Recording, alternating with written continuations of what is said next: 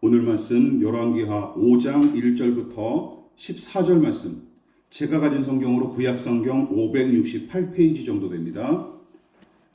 구약성경 열왕기하 5장 1절부터 14절 말씀까지 찾으신 줄 알고 저와 여러분이 한 절씩 번갈아 가면서 교독하도록 하겠습니다. 제가 먼저 봉독합니다. 아람 왕의 군대 장관 나아만은 그의 주인 앞에서 크고 존귀한 자니 이는 여호와께서 전에 그에게 아람을 구원하게 하셨습니다. 그는 큰 용사이나 나병 환자더라.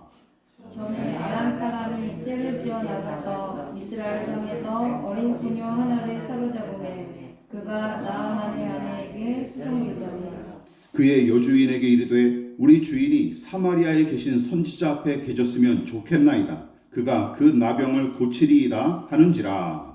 나아만이 들어가서 그의 주인께 아뢰어 이르되 이스라엘 땅에서 온 소녀의 말이 이러이러하노이다 하니 아람 왕이 이르되 갈지어다. 이제 내가 이스라엘 왕에게 그를 보내리라 하더라. 나아만이 곧 떠날새 은 10달란트와 금 6,000개와 의복 10벌을 가지고 가서 이스라엘 왕에게 그 글을 전하니 이르렀으되 내가 내 신하 나아만을 당신에게 보내오니 이 글이 당신에게 이르거든 당신은 그의 나병을 고쳐주소서 하였더라. 이스라엘 왕이 그 글을 읽고 자기 옷을 찢으며 이르되 내가 사람을 죽이고 살리는 하나님이냐? 그가 어찌하여 사람을 내게로 보내 그의 나병을 고치라 하느냐? 너희는 깊이 생각하고 저 왕이 틈을 타서 나와 더불어 시비하려 함인 줄 알라 하니라. 하나님의 사람 엘리사가 이스라엘 왕이 자기의 옷을 찢었다 함을 듣고 왕에게 보내어 이르되 왕이 어찌하여 옷을 찢었나이까? 그 사람을 내게로 오게 하소서. 그가 이스라엘 중에 선지자가 있는 줄을 알리이다 하니라. 나아만이 이에 말들과 병거들을 거느리고 이르러 엘리사의 집 앞 집 문에 서니 엘리사가 사자를 그에게 보내 이르되 너는 가서 요단강의 물을 7번 씻으라. 내 살이 회복되어 깨끗하리라 하는지라. 나아만이 노하여 물러가며 이르되 내 생각에는 그가 내게로 와서 서서 그의 하나님 여호와의 이름을 부르고 그의 손을 그 부위 위에 흔들어 나병을 고칠까 하였도다. 다메섹과 가바나와 바르마는 이스라엘 모든 강보다 낫지 아니하냐. 내가 거기서 몸을 씻으면 깨끗하게 되지 아니하려 하고 몸을 돌려 분노하여 떠나니 그의 종들이 나와서 말하여 이르되 내 아버지여 선지자가 당신에게 큰일을 행하라 말하였다면 행하지 아니하였으리이까? 하물며 당신에게 이르기를 씻어 깨끗하게 하라 함이리이까 하니 다같이 나아만이 이에 내려가서 하나님의 사람의 말대로 요단강에 7번 몸을 잠그니 그의 살이 어린아이의 살같이 회복되어 깨끗하게 되었더라. 아멘. 말씀의 제목을 다 같이 한번 읽어보시겠습니다. 자, 시작. 하나님의 사람의 말대로, 하나님의 사람의 말대로라는 제목으로 하나님 말씀 전하도록 하겠습니다. 열왕기하 5장은 아람의 군대 장관인 나아만이 하나님의 은혜를 힘입어 나병에서 고침을 받은 사건을 중심으로 이야기가 전개되고 이 일은 엘리사가 이방인 한 사람에게 기적과 은혜를 베푼 첫 사례로서 의미가 있습니다. 그리고 우리는 지난 설교를 통해 크게 두 가지 교훈을 나눴었죠. 우선 이 이야기는 성경의 독자들에게 첫 번째, 이스라엘을 넘어 일하시고 은혜 베푸시는 하나님을 분명하게 보여준다라고 말씀을 드렸어요. 지금까지 엘리사의 사역은 주로 북이스라엘 백성을 상대로 이루어졌고 나아만의 나병을 고쳐주신 것처럼 이방인에게까지 직접적으로 은혜를 베푸신 사건은 이 부분이 처음입니다. 무엇보다 하나님께서 이방인 한 사람의 회복과 구원을 위해 일하시는 모습을 보십시오. 엘리사만 그 하나님을 체험한 게 아닙니다. 하나님께서 시돈 땅의 사르밧 미망인과 또 그 가정을 살리기 위해 기적을 일으켰을 때 은혜의 전달자로서 쓰임을 받았던 사람이 바로 엘리사의 스승 엘리야 아니겠습니까? 그래서 두 선지자는 하나님께서 조상 아브라함에게 땅의 모든 족속이 너로 말미암아 복을 얻을 것이라 하신지라 하신 이 약속이 그들이 각각 활약하던 시대에도 사르밧 미망인과 또 나아만을 통해 성취되는 것을 몸소 체험하고 확신했던 것입니다. 또한 본문은 은혜가 어디로 흘러가고 누구에게 임하는지 가늠에 범직한 한 가지 단서를 독자들에게 제공하는데, 그것이 바로 무엇입니까? 두 번째, 듣는 귀를 가진 자에게 임하시는 하나님의 은혜를 반복해서 강조하죠. 특히 말하기와 듣기의 행위가 나아만의 치유와 회복의 과정 중에 릴레이처럼 계속 이어지는 것이 바로 본문의 특징입니다. 무엇보다 수차례 반복되는 이 말하기와 듣기의 과정 중에 상대방의 말을 귀담아 듣지 않고 지나치거나 무시하는 일이 단 한 번이라도 일어났다면 결국은 나아만도 다른 나병 환자들처럼 괴로워하다가 자연스레 죽음을 맞이했을 테죠. 이처럼 본문은 하나님의 은혜가 남의 말에 귀 기울여 듣는 자를 향해 흐른다는 사실을 아주 분명하게 보여줍니다. 당연하죠. 하나님의 말씀은 물론이고 남의 말에 귀 기울이는 태도는 그만큼 자신을 겸손히 낮췄기에 가능한 일이기 때문이죠. 여러분 기억하십니까? 솔로몬이 하나님께 백성을 지혜롭게 재판하고 선과 악을 분간하는 듣는 마음을 간구한 뒤 밑바닥 인생을 대표하는 두 창녀의 이야기까지 귀 기울여 듣고 진짜 엄마가 누구인지 지혜롭게 판단한 일이 바로 좋은 사례죠. 하나님의 은혜와 그분의 지혜는 높은 곳에서 낮은 곳으로 흐르기 마련이고, 하나님의 말씀과 남의 말을 겸손히 듣는 자가 바로 그 복을 누리는 것이 우리 영적인 원리입니다. 믿으십니까? 그 사실을 우리는 명심해야 합니다. 그리고 오늘도 그 연장선에서 교훈과 은혜를 함께 나누도록 하겠습니다. 자, 세 번째 무엇일까요? 같이 읽어보겠습니다. 시작. 은혜의 불꽃을 꺼트리는 오만과 편견. 제가 지난 설교에서 잠깐 언급했다시피 이스라엘에서 사로잡혀온 소녀가 나아만의 아내에게 엘리사 선자를 소개한 이후로 릴레이 경주처럼 말하기와 듣기의 패턴이 아름답게 이어지는데, 이 과정이 내내 순탄하게 펼쳐진 것은 절대로 아니었습니다. 오히려 이스라엘 왕의 오해와 당사자인 나아만의 합당하지 못한 태도 탓에 낭패를 당할 뻔하죠. 우선 아람의 왕은 이렇게 편지를 보냈습니다. 내가 이 편지와 함께 나의 신하 나아만을 귀하에게 보냅니다. 부디 그의 나병을 고쳐주시기 바랍니다 하고 정중하게 편지를 써서 보냈으나 이스라엘 왕은 아람 왕의 의도와는 전혀 상관없이 어떻게 받아들입니까? 내가 사람을 죽이고 살리는 신이라도 된단 말인가? 이렇게 사람을 보내어 나병을 고쳐달라고 하니 이게 될 말인가? 공연히 트집을 잡아 싸울 기회를 찾으려는 것이니 자세히 알아보도록 하시오 라고 세번역은 번역을 했습니다. 그러면서 저 스스로 불안에 떨며 시름에 잠기죠. 하지만 이스라엘 왕의 생각과 처신을 마냥 비난하기는 어렵습니다. 왜냐하면 그럴만도 하기 때문이죠. 여러분 기억나십니까? 열왕기상 22장에서 선대 왕인 아합이 예전에 아람에게 빼앗겼던 길르앗 라못을 탈환하기 위해 남유다의 여호사밧과 힘을 합하여 아람과 전쟁하는 일이 있었죠. 그때 어떤 일이 벌어집니까? 미가야 선자의 예언대로 아합 왕은 비참한 몰골로 허무하게 전사했고, 그 후부터 이스라엘의 국력은 급격하게 쇠락하기 시작했으며 그 틈에 모압도 세력을 키워서 조공관계를 끊은 시기였으니 여러분 아람 왕의 이 편지를 고지고대로 받아들이기는 어려웠을 거예요. 그건 충분히 이해합니다. 그런데 그렇다손 치더라도 아람 왕의 서신에 대한 그의 반응은 지나친 면이 없지 않을 뿐더러 여전히 이 왕이 어떤 상태임을 증명해 주고 있습니까?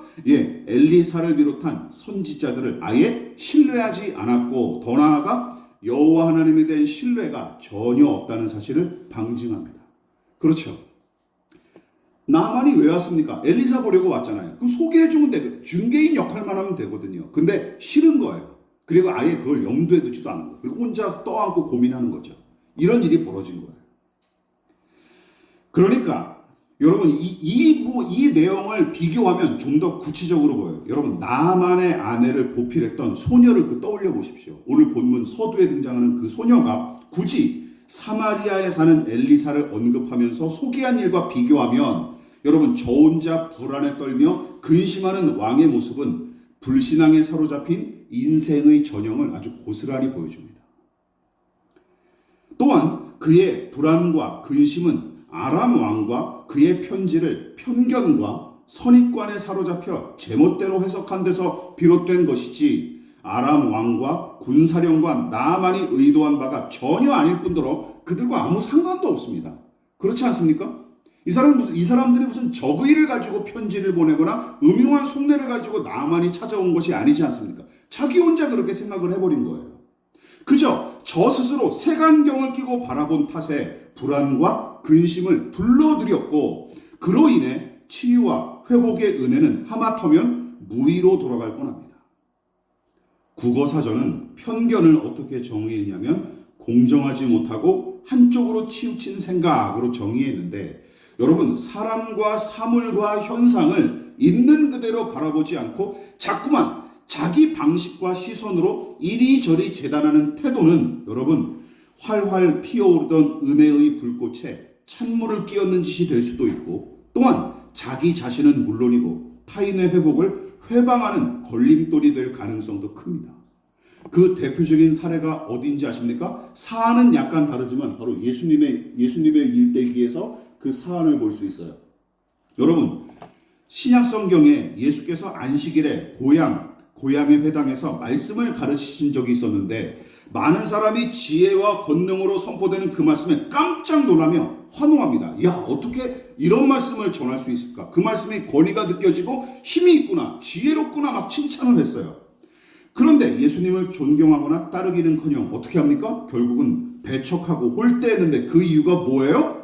좋을 게 하나도 없는 촌동네 나사렛 사람, 변변찮은 직업인 목수의 아들, 평범하기 이를 데 없는 그 집안 식구들, 그 편견과 선입관이 그들의 눈을 가리고 귀를 닫게 한 것입니다. 좋은 내용으로 설교하시고 말씀을 증거하셨는데도 그거 다 필요 없는 거예요. 그 있는 모습 그대로 평가하지 않고 야, 저분이 정말 지혜로운 분이구나, 선지자 같은 분이구나 라고 칭찬하기는커녕 어떻게 본 거예요? 이웃집 걔네 동네 아들이더만 그러고 만 거예요. 놀라운 기적을 베풀고 지혜와 권능으로 말씀을 전하셨으며 누구보다 거룩하고 선하고 아름다운 행보를 보여주셨는데도 그들에게 예수는 여전히 이웃집 목수의 아들에 불과했던 것입니다. 정황상 아무런 적의나 음흉한 의도를 발견하지 못했지만 아람 왕을 맹목적으로 적대시하며 전전긍긍했던 이스라엘 왕이 바로 이런 부류에 속하는 사람들이죠. 그런데 은혜의 불꽃을 꺼트릴 뻔한 것은 비단 이스라엘 왕의 편견만이 아닙니다. 정작 하나님의 치유하심이 필요한 당사자인 나아만이 하마터면 저 스스로 은혜의 물결을 가로막는 원흉이 될 뻔했죠. 무슨 일이 있었습니까? 자기 딴에는 공짜로 고쳐주십사 부탁하는 것은 도리가 아니다 싶어서 값비싼 예물을 잔뜩 준비했고 병든 몸을 이끌고 국경을 넘어오는 수고는 수고까지 마다치 않았을 뿐만 아니라 선지자의 집 문턱까지 찾아왔건만 어떤 일이 벌어진 거예요? 엘리사가 친히 마중 나와서 영접하기는커녕 사환을 보내어 뭐라고 얘기하죠? 요단강에 가서 몸을 7번 씻으십시오 하는 말만 전하고 만 것이죠. 그래서 푸대접을 받은 거로 여겼던 나아만은 어떻게 얘기합니까? 적어도 엘리사가 직접 나와서 나를 정중히 맞이하고 그의 하나님의 이름을 부르면서 상처 위에 직접 손을 대서 나병을 고쳐주어야 도리가 아닌가. 게다가 다마스커스에는 이스라엘의 어떤 강물보다도 더 좋은 아바나 강과 바르발 강이 있다. 여기에서 된다면, 이 요단강에서 된다면 차라리 거기 가서 씻어도 깨끗해지지 않겠느냐 라고 대꾸한 거야. 합리적인 대꾸죠. 합리적인 이야기죠. 하면서 화를 내면서 아람으로 발길을 돌리려 했으나 다행히도 그의 부하들이 막아서면서 뭐라고 권고합니까? 이 예언자가 더 어려운 일을 시키셨어도 장군께서는 그 일을 하시지 않았겠습니까? 그깟 몸을 씻는 일이 무슨 대수겠습니까? 믿져야 본전이니 해보십시오 라고 권고합니다. 충실한 신하들이죠. 진심으로 권면하는 그 말을 들은 후에 마음을 고쳐먹고 요단강에 몸을 7번 담갔더니 어떤 일이 벌어집니까? 썩었던 살이 살아나는 기적이 일어나면서 온전하게 치유를 받게 됩니다. 그러나 나아만이 충직한 부하들의 조언을 듣지 않고 끝까지 제 감정대로 움직였더라면, 그래서 감정이란 게 참 무서운 것 같아요. 예, 조심해야 되죠. 치유와 회복의 은혜가 물 건너간 것은 둘째치고 아람과 북이스라엘 관계는 더더욱 급속도로 악화됐을 것입니다. 이 개인의 문제로 끝나겠습니까? 안 되죠. 또다시 전쟁이 났을 수도 있어요. 다시 말해 제 권위와 위신에 걸맞게 대접받지 못했다는 이 나만의 자격지심, 그것과 함께 남들과 다르게 더 높임을 받아야 한다는 잠시 들어온 이 교만한 생각이 자칫하면 치유와 회복의 은혜를 가로막는 걸림돌로 작용할 뻔했던 것이죠. 그러나 다행히도 충직한 부하들의 말에 귀를 기울인 덕택에 나병에서 고침을 받을 수 있었습니다. 무엇보다 본문에 이 잠깐 나타난 나아만의 모습이 하나님의 은혜를 구하는 자답지 못한 태도임을 분명히 알 수 있게 해주는 이야기가 바로 다른 이야기를 비교해보면 더 분명하게 드러나요. 바로 신약 성경에서 예수님 앞에 귀신 들린 딸을 고치기 위해 예수님을 찾아와 간청했던 수로보니게 여인과 얽힌 이야기가 아주 그 사실을 아주 극명하게 대조시켜 줍니다.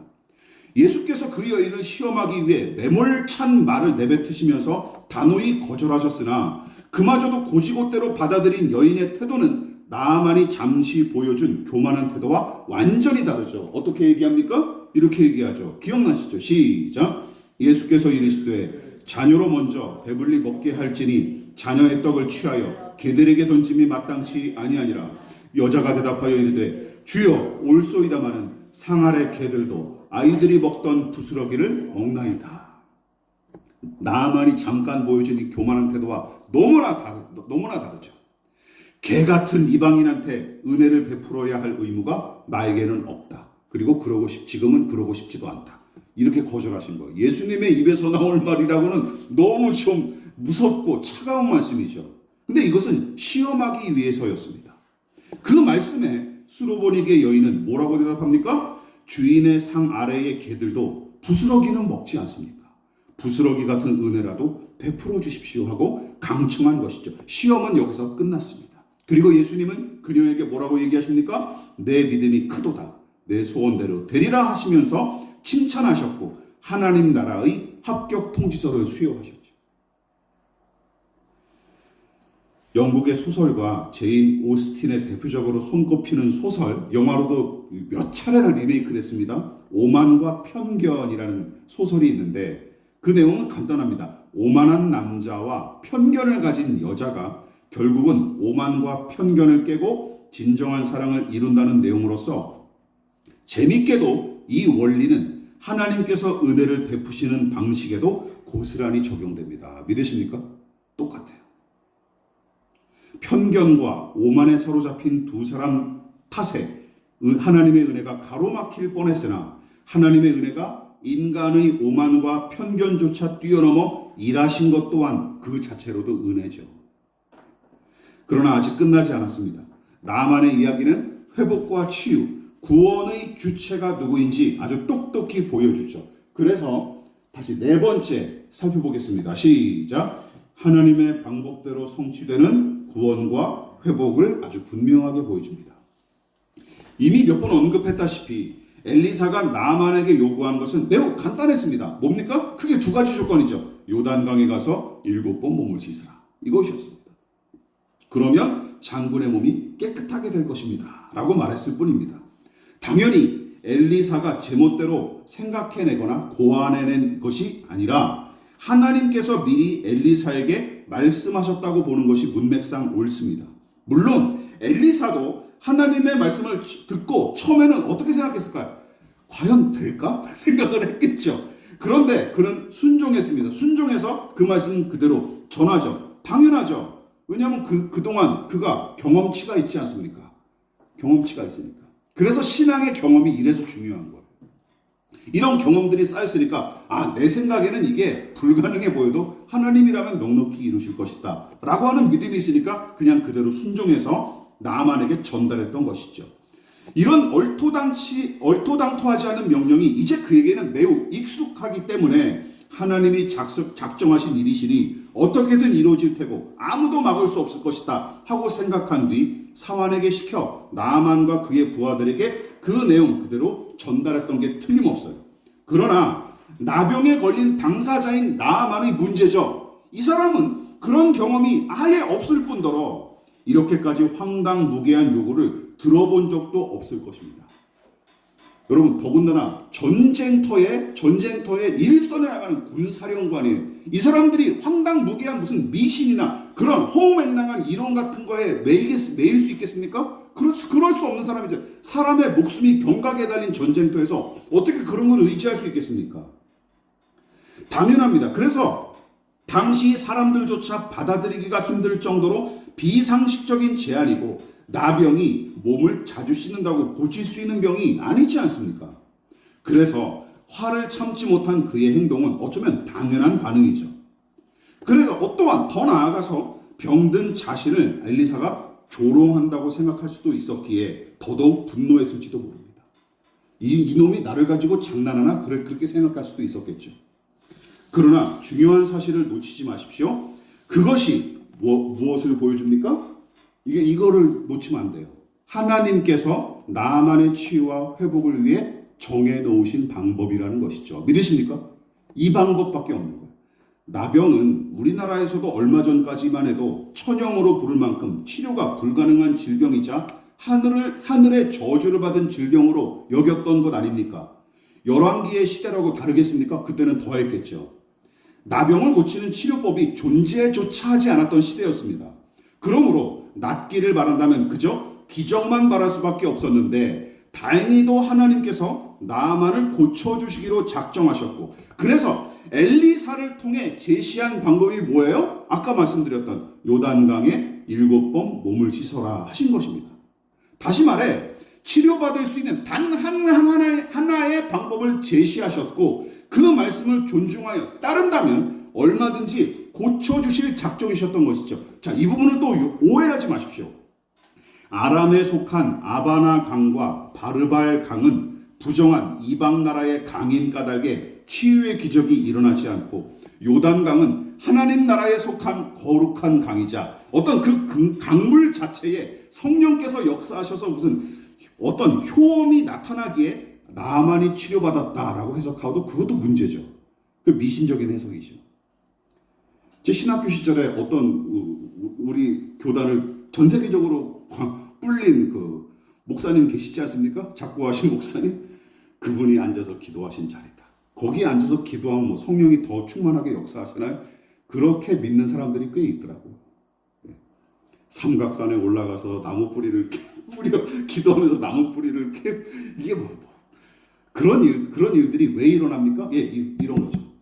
예, 그런 식으로 해석하면 안 된다라는 거예요. 조심하셔야 됩니다.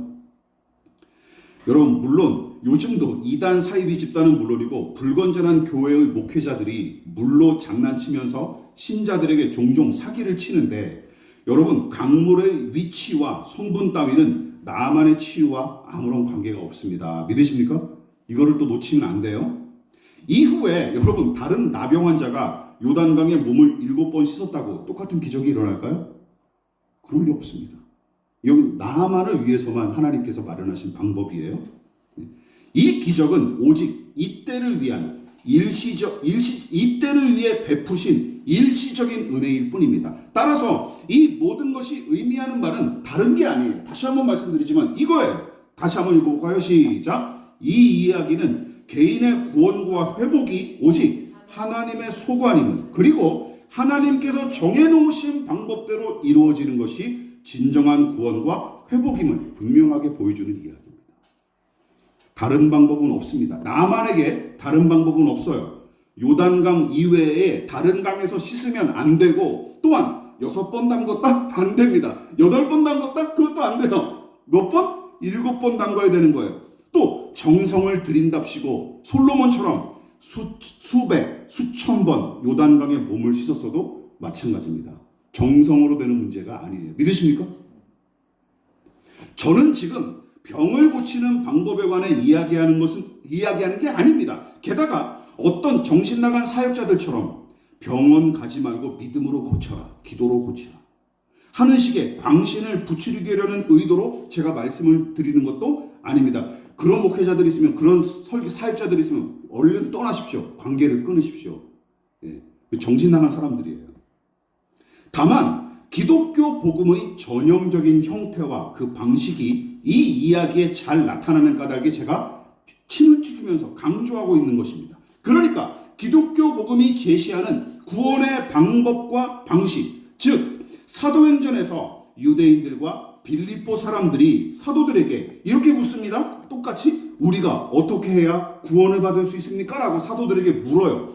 그때 베드로와 바울이 제시했던 구원의 방식이 바로 우리에게 익숙한 복음의 메시지죠.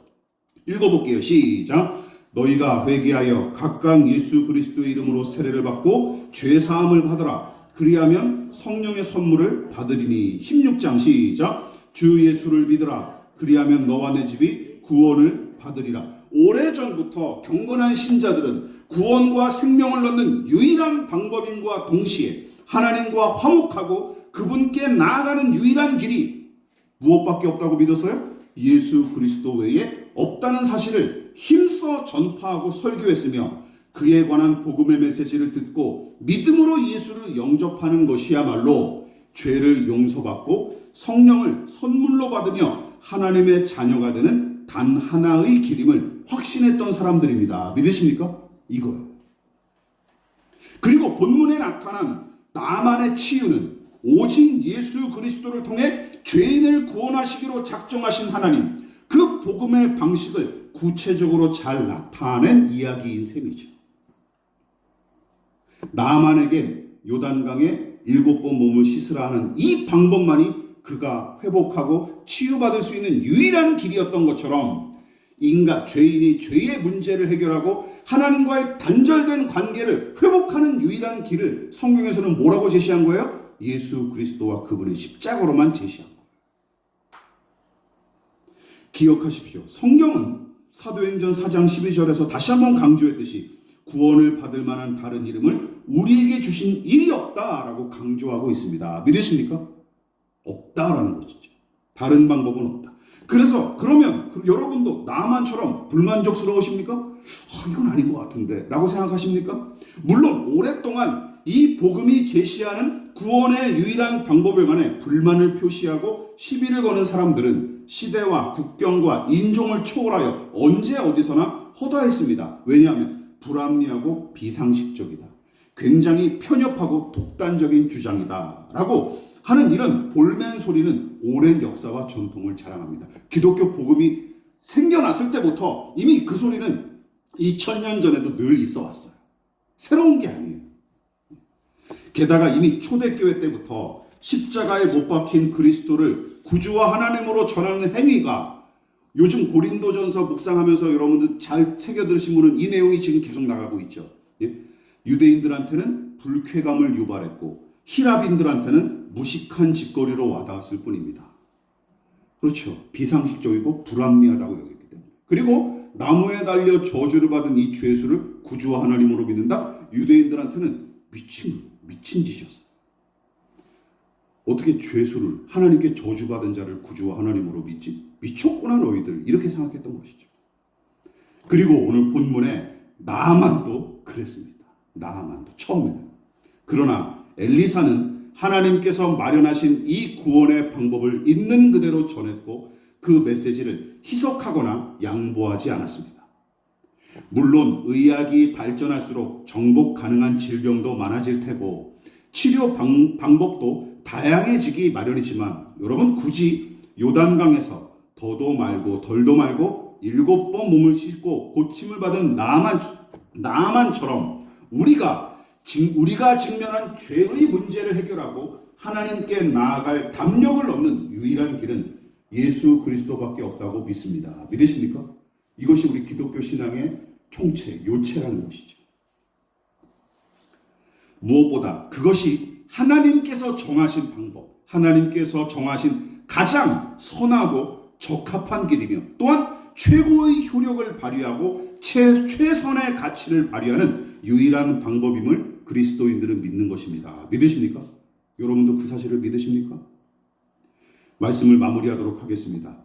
지위 고하와 남녀노소에 상관없이 서로를 존중하며 말하기와 듣기의 패턴이 은혜롭게 이어지다가 편견에 사로잡힌 이스라엘 왕과 잠깐 오만했던 나만의 태도는 그 은혜의 물길을 가로막는 걸림돌이 될 뻔했습니다.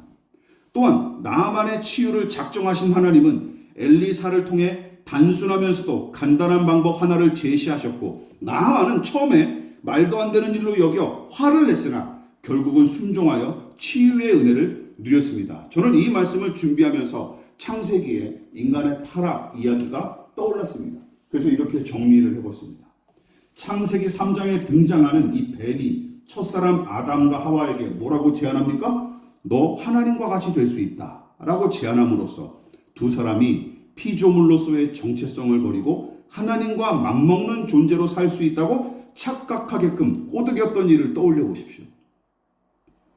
또한 에덴 동산의 모든 나무의 열매를 먹도록 허락하신 하나님의 큰 은혜는 감쪽같이 잠깐 그들의 눈을 가려버린 채 오직 금지하신 선악과의 탐스러움만 부각하고 주목하게끔 부추겼던 이 뱀의 교활한 책략들, 그리고 결국은 따먹게 만든 일도 마찬가지죠. 교만하게 만들고 편협하게 만들었어요. 시선을 그냥 좁게 만들어버렸죠. 왜 다른 건 다 먹게 하셨는데 그게 얼마나 감사하냐. 이게 아니라 왜 저거 못 먹게 하셨지? 이렇게 돼버린 거죠. 편견과 선입관이 이렇게 무서운 거예요. 또 다른 그뿐만이 아닙니다. 하나님께서 정해놓으신 에덴 동산의 삶을 부정하게끔 부추긴 일도 잊어서는 안 되는 것이죠. 그래서 뱀의 형상으로 나타난 마귀는 이렇게 얘기하죠. 따먹어도 죽지 않는다. 다르게 살 방법도 얼마든지 있다 하고 두 사람에게 친절히 안내했지만 다 아시다시피 결과적으로는 이게 무슨 일이었어요? 함께 망하자. 내가 죽으니 너도 죽어라 하는 물귀신 작전에 불과했다는 사실이 나중에 폭로가 되는 것이죠. 그럼 이미 늦었죠. 예. 그렇습니다. 여러분, 교만과 오만, 탐심에 사로잡힌 편협한 생각과 시선, 예수 그리스도와 그분의 공로를 제쳐놓은 구원의 방법 등등, 여러분 이 모든 것이 마귀의 작품이고 그가 주로 쓰는 전략임을 기억하십시오. 그래서 우리는 거기에 더는 속지 말아야 합니다. 믿으십니까? 그래서 지난주와 같이 그런 삶의 패턴들이 이루어지는 한 더 겸손히 서로의 말을 귀 기울일 수 있고, 나를 낮추고 상대방의 말에 귀를 기울이고, 그리고 서로를 존중하고, 또 어떻게 합니까? 하나님께서 정하신 이 방법, 하나님께서 마련하신, 이미 나에게 마련하신 것들에 대해서 감사할 줄 알면서 또 하나님이 정하신 이 방법대로 살아가기를 우리가 더 훈련하고 연습해 나아가는 것, 이게 바로 하나님 나라를 일궈나가는 삶이라는 것이죠. 믿으십니까? 이것을 우리가 해나가야 된다는 거예요. 겸손과 포용, 상호 존중, 그리고 하나님을 향한 순종과 경배의 삶이 거듭난 새 삶의 방식임을 기억하시고 날마다 그 은혜를 힘입어 그런 삶을 펼쳐나가는 저와 여러분 되시기를 진심으로 부탁을 드리겠습니다. 기도하겠습니다.